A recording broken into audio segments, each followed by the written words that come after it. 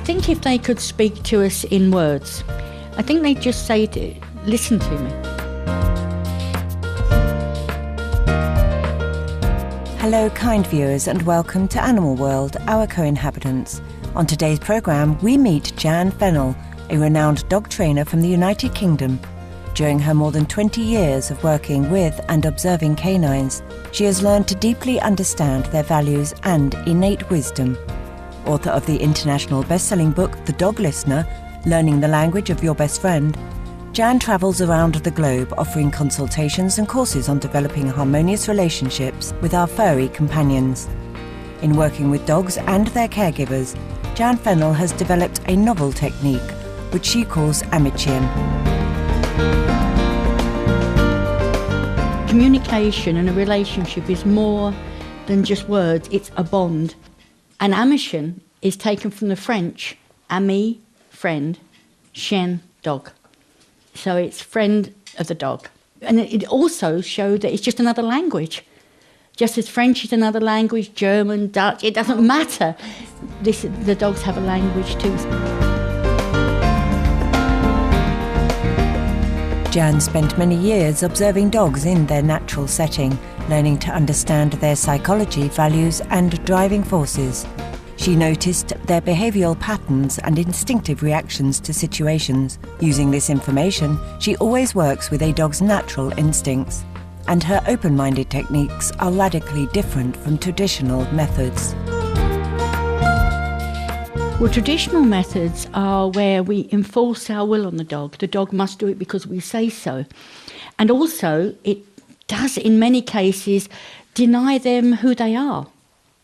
With working this way, I've not discovered anything new. It's just rediscovered what nature had all along, which is they naturally work as a cooperative based on the information you give them. So rather than making them do it because I want them to, I make them want to do it because they want to. I make it possible for them to want to respond and cooperate with everything I ask of them, of their own free will and happily. With the Amichien training technique, dogs are not only happier, but so are their loving caregivers. Very few people want to be aggressive with a dog. When they find this, and I'm saying to them, you're never going to pull that dog around again. You're going to play, teach everything. You are going to work with its nature. You're going to succeed. They find that is what they want. And a lot of people get very, very emotional because they can let go of all that pain of forcing their dog. And they can do what they instinctively feel is right, which is to help the dog. So yeah, it's brilliant. The work of renowned horseman Mr. Monty Roberts has inspired Jan on her path. Author of the book The Man Who Listens to Horses, Monty has conducted an extensive study on wild mustangs and learned their unique system of communication. Well, it was 1989 when I first saw Monty, and then by 1990 I started to realise that what he'd got was something that I wanted. So I thought there was some trick, some knack. You know, how come every horse he worked with responded in the same way? It didn't dawn on me it's because it's a horse. You know, it's not because of anything he was doing different with each one. He was doing the same thing because it's the same language. But what I loved most of all was the quiet, calm way he worked. And he would say things like, get the animal to want to, not because it's made to. Work with its nature. You know, if you've got a sort of shyer animal, that's okay. If it's a spookier sort of, that's fine. If it's more fiery, that's okay. You know, never deny the animal being who it is.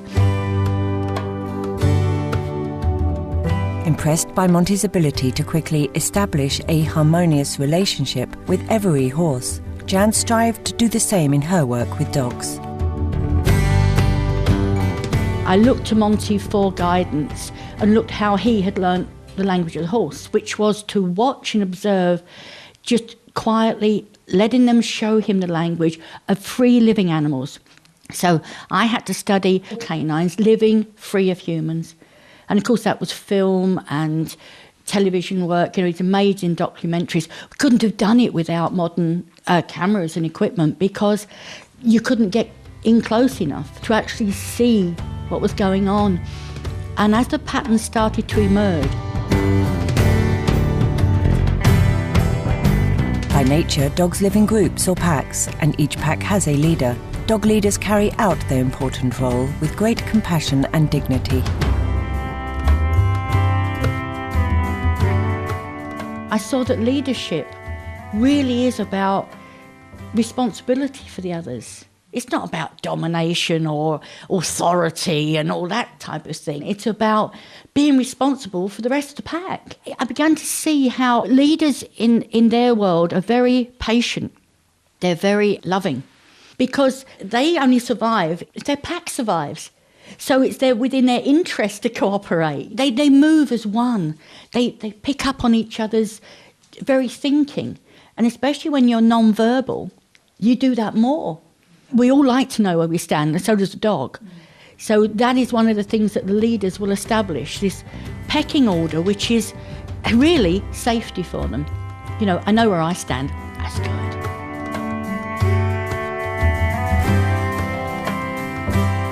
The cornerstone of Jan's dog training program is that the caregiver must establish himself as a good leader, someone who cares for his dogs and will take care of them when they are concerned or fearful. She explains one non-verbal way for establishing such a role. A leader will actually carry themselves kind of, yeah, I can do this, and ignore undesirable behaviour. I mean, if somebody was to go up to our Queen and go, "Hello, Liz," you can't imagine her retaliating in any way. She'd probably just look very dignified and walk away, and one of her team would come in and go, "You can't do that." You know, it's that air of authority. Well, the dog loves that. Many people with canine companions have credited their beloved animals with teaching them the important lesson of living in the moment. No matter what happened in the past, as soon as you call their name, dogs will come to you with happy smiles and wagging tails. Jan delved deeper into this noble trait to better understand dog behaviour. For them, it's day by day. Because we might think it's now 6, 3, 12, and it must know it's always safe. It doesn't, because in its world, the leaders can be gone like that. After every separation, whenever we come together, they must re-establish the pecking order. They have to do this. It's not a fun thing for them. It's not silly. It's essential. So when you reunite after a separation, and that's when you close the door. So if you've gone shopping or if you've gone to bed for the night, or if you've just gone to the bathroom, you've created that separation. When you come back with the dog, just re-establish and walk in like you own the place. In her consultations, Jan offers tips to enable caregivers to better communicate with their animal friend during training sessions. If I wanted to teach somebody something, no matter what it was, I'd like that person to feel that I was going to teach them in a kind, calm way, reward them. You know, you've done well there, or that wasn't quite right, let's try it again. Remember, you're calling your friend. No, there's no dominance here, it's my buddies. Here again, if he starts to mouth, I move my hand away. If you were to stop it becomes a game. Be a game. And he will do that to people he doesn't know. That's it. Now, just take your hand away and don't look at him as well. Move your eyes, because if you look at them, if you look round at somebody, you expect the words. That's communication. Once we have deciphered dog language, it is quite simple to understand their simple-hearted wishes. Jan explains a non-verbal conversation which is taking place amongst her own dog companions. It's just a joy to watch them together. They understand each other. And the fact his tail's wagging, and right now she's saying, I really don't want to. She's actually showing him quite a bit of disinterest.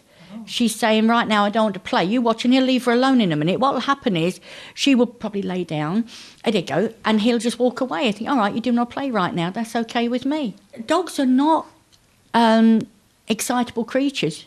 They just like, can we play now? No, don't want to. Oh, go on, you do. He's being a bit persistent, but dogs are very persistent. But he'll go away because, look, you see, it's just like, no, not now. So he goes, oh, all right then. Do you see how easy it is? If a dog could actually speak to us in human language, according to Jan, this is what he would tell us. Listen to me and see where I'm coming from. See that when a stranger comes near the house and I bark, I have to do this because I have to warn the rest of the pack of imminent danger or the possibility of danger, and treat that with respect. It's like any language. It's like any being. You and I like to be treated with respect. We like to be listened to. We like to be shown kindness, consideration.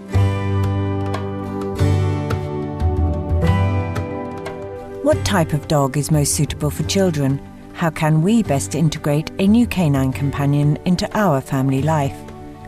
To find out the answers to these and other questions, join us again tomorrow as we present the concluding episode of our interview with the dog listener, Jan Fennell.